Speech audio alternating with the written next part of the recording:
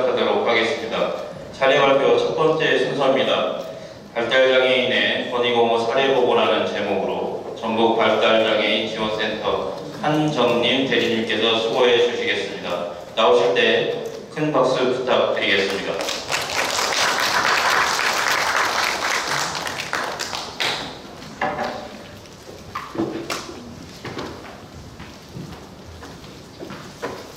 안녕하십니까. 또 인사드리겠습니다. 전라도 발달장애인 지원센터 권익옹호 대리 한정림이라고 합니다. 반갑습니다.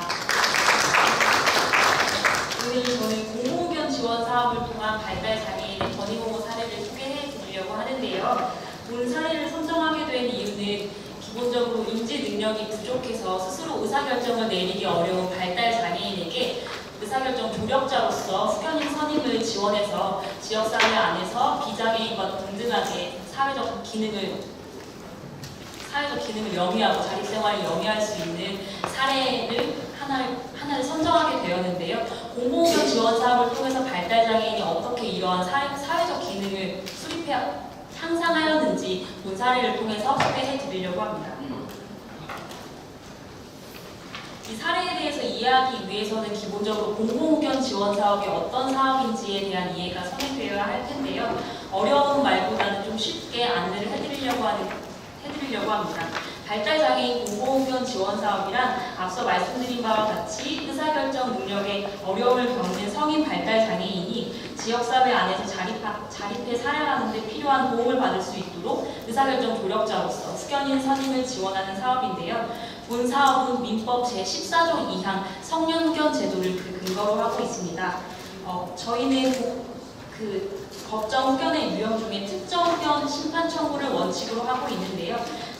법정 후견의 유형이 성년 후견이나 한정 후견과는 달리 특정 후견은 피후견인의 행위 능력이 제한되지 않고 당사자의 의사에 반해서는 개시되어지지 않으며 후견인이 지원할 사무나 지원 기간이 정해져 있기 때문에 당사자의 의사결정과 현존 능력을 최대한 활용하는 성년 후견제도의 기본 이념에 가장 부합하는 제도라고 할 수 있겠습니다.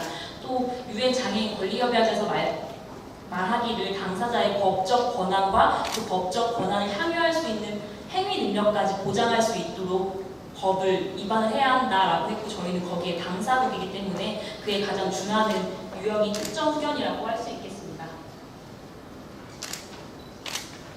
잠시만요. 발표 자료를 다른 걸로 하도록 하겠습니다.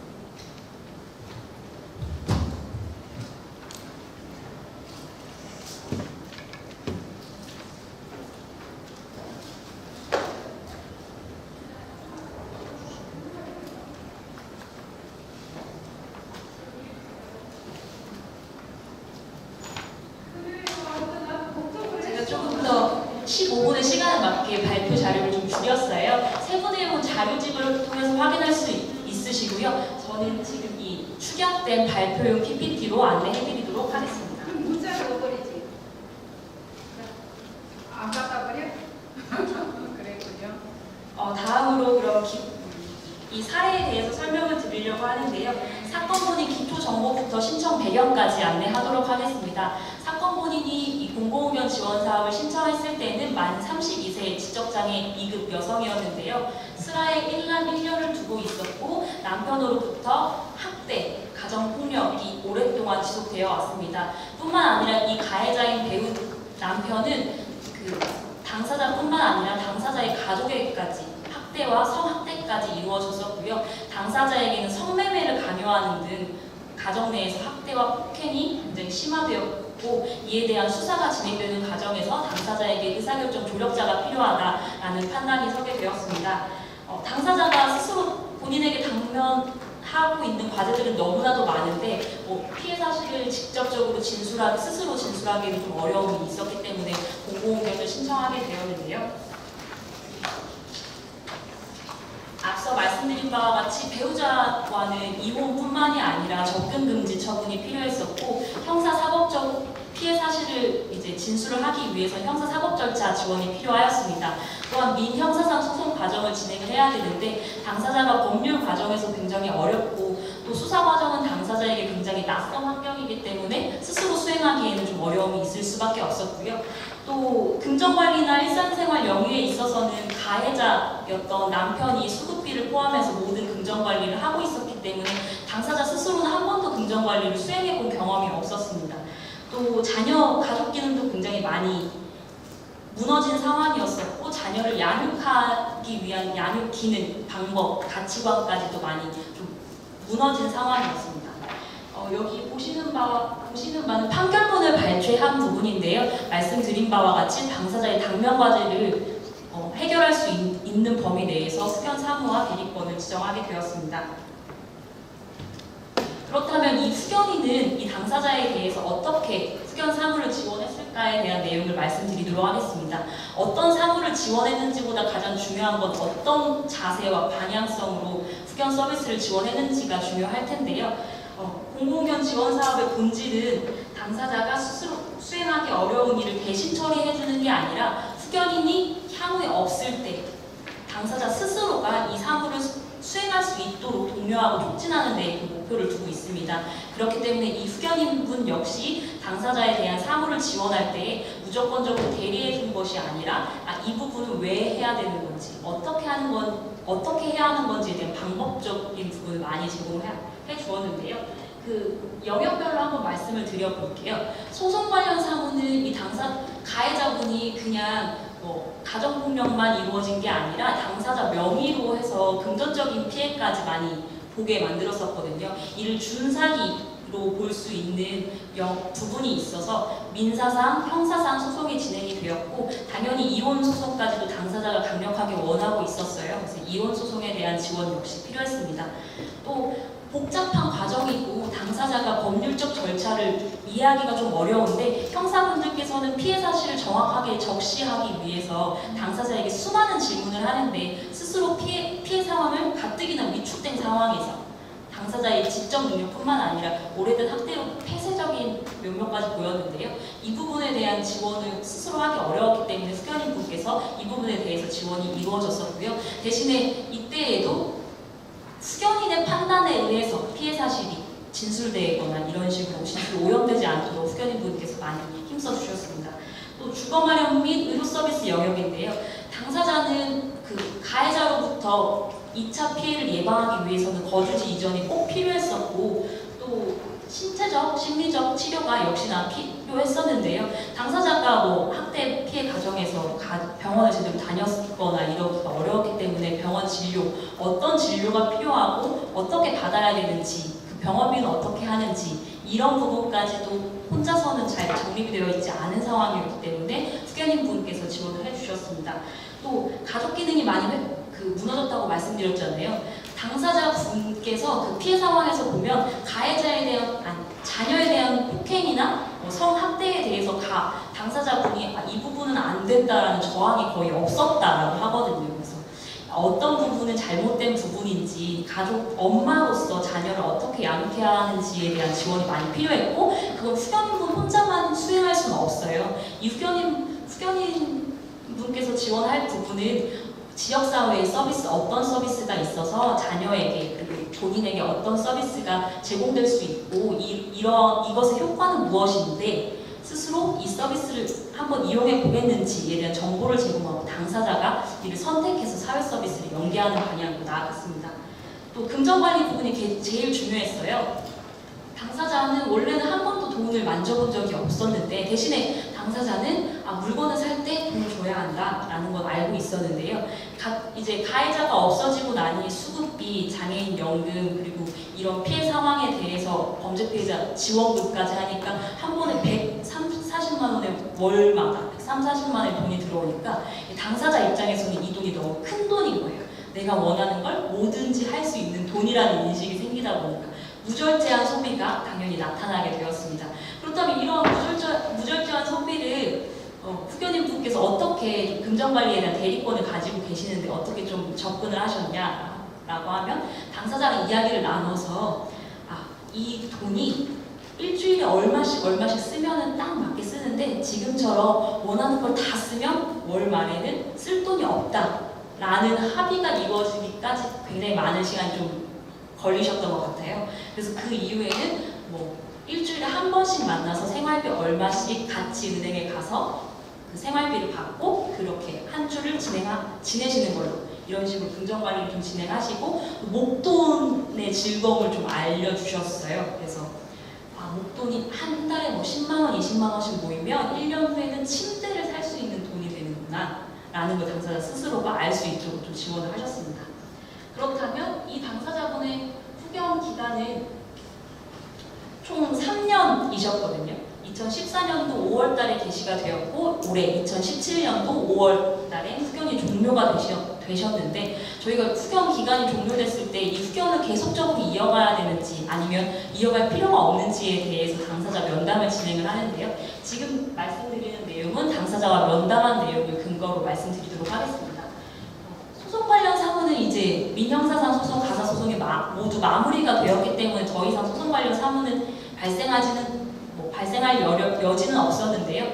앞으로도 당사자의 권리 피해가 발생하지 않으리라는 법은 없잖아요. 하지만 주목해야 할 점은 이제는 당사자가 내 권리가, 내 돈이 내 주민으로서의 굉장히 중요하고 다른 사람이 나에게 겁박하고 협박해서 내 돈이라든지 아니면 나의 권리를 침해해서는 안 된다라는 인지가 생기셨어요.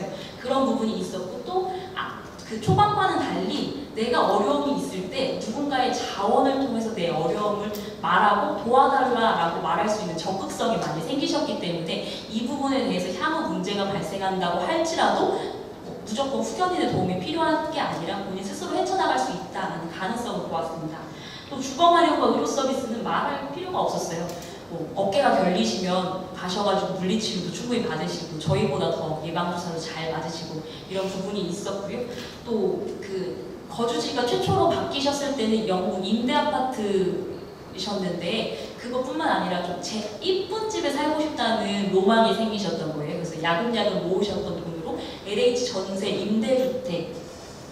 전세주택을 신청을 하셔가지고 올해 선정이 되셔서 이제 10월달에 이사를 하실 거예요. 그래서 그때도 집을 알아보시려면 보통 후견인의 도움이 혹시나 필요하다고 생각하시나요? 라고 여쭤봤을 때 내가 원하는 집은 내가 한번 찾아보겠다. 대신에 계약관계나 이런 부분은 아무리 나라에서 하는 거지만 헷갈릴 수도 있고 실수할 수도 있으니 이런 부분은 뭐 후견 종료돼도 우리가 뭐 후견인 뭐 그런 사이가 아니니까 내가 필요한 사람에게 도움을 청해서 이 부분이 잘 한번 해보겠다라고 본인이 직접 저한테 이렇게 말씀을 하셨거든요. 그래서 또 자녀 양육이나 사회복지 서비스는 지금 너무나도 아침부터 저녁까지 저의 과거와 돌아봤을 때 저의 과거 학창시절과 비교했을 때도 더 풍요로운 좀 사회복지 서비스를 이용하고 계셨어요. 뭐 도시락 지원을 받아서 아침 해결하고 계셨고 점심은 급식, 저녁은 지역아동센터에서 지원하셨는데 당사자분이 지적장애분이시기 때문에 학습 지원 이런 부분, 숙제나 이런 부분을 직접 양육하는 좀 어려운 부분이 있을 수 있는데 지역아동센터에서 학습 지원뿐만 아니라 클라리넷, 피아노, 바이올린 등의 여가 활동까지 지원을 하고 계셨었고요. 또 이 당사자분이 가장 중요한 건 사회적 안전망을 가지는 거잖아요. 후견인 한 사람이 모든 사회적 안전망이 될 수도 없을 뿐만 아니라 이 당사자분이 이제 학부모로서 다른 학부모들과 정보를 교류하시고 관계를 형성하는 이제 그 정도까지 되신 거예요. 그래서 어려운 거나 모르겠는 거, 어디가 좋은지 뭐 이런 정보, 카페처럼 지역센터를 이용하고 있는 다른 학부모님들과 정보를 교환하시고 또 교회분들과 정보를 교환하셔가지고 사회적 안전망이라던가 뭐 이런 부분까지도 본인 스스로 개척하셨다라고 볼 수 있겠습니다. 긍정관리는 앞서 많이 설명드렸는데요. 이제 목돈의 중요함을 알게 되셨고 또 긍정 피해에 대해서 본인 스스로 민감하시기에 굉장히 예민하세요. 그래서 뭐 핸드폰을 보여주는 것도 혹시나 사기당할지 모르니까 핸드폰도 잘 안 보여주시고요. 주민등록증 뭐 이런 거는 당연히 후견인분이 달라고 해도 안 줄 거라고 좀 말씀을 하시는 부분이 있어가지고 이렇게 표현하는 당사자에게까지 사기의 위험이 있다라고 판단하는 건 당사자를 무시하는 거라고 생각했어요. 3년의 기간 동안 이 당사자분께서 우리보다 뭐 보이스피싱을 뭐 무조건 지적장애인이 받는 거 아니잖아요. 그러니까 우리도 막 다른 데다가 신경 쓰고 있으면 보이스피싱 당할 수 있는데 그냥 다른 일반 모든 비장애인 수준으로 비장애인과 동등하게 사회적으로 기능하고 계시고 지역사회의 일원으로서 살아 숨쉬고 계신다라는 느낌을 받았거든요. 근데 저는 처음에 공공의견 지원사업 업무를 할 때에는 이 사업은 정말 인지 능력이 부족해서 혼자서 아무것도 할 수 없는 분이 하는 사업이라고 생각했는데 이 사례를 통해서 사실은 혼자서 아무것도 할 수 없는 분은 굉장히 일부분이 아닐까? 우리가 아무것도 할 수 없는 분이라고 판단하는 사람들이 훨씬 더 많지 않을까라는 생각을 하게 되었어요. 제가 이 사례 보고를 하면서 여러분들께 드리고 싶은 말씀은 이 사업이 이렇게 좋은 거니 후견인 사업을 하시라는 게 아니라 우리 역시 실천 현장에서 우리의 실천가들 역시 누군가의 후견인이 아닐까? 그렇다면 여기에 있는 이 사례의 후견인분처럼 발달장애인을 바라봐야 하지 않을까? 그래야지 우리가 발달장애인분이 지역사회에서 단 한 명의 구성원으로서 자유롭게 생활을 영위하실 수 있지 않을까라는 생각이 들어서요. 오늘 발달장애인의 자기결정권 부여과 실천가의 자세인데 이 후견인분께서 그런 메시지를 저에게 주셨기 때문에 다른 분들께도 한번 공유해드리고 싶었습니다. 이 사례를 통해서 발달장애인의 자리 청사진을 한번 그려볼 수 있었으면 좋겠습니다. 경청해 주셔서 감사합니다.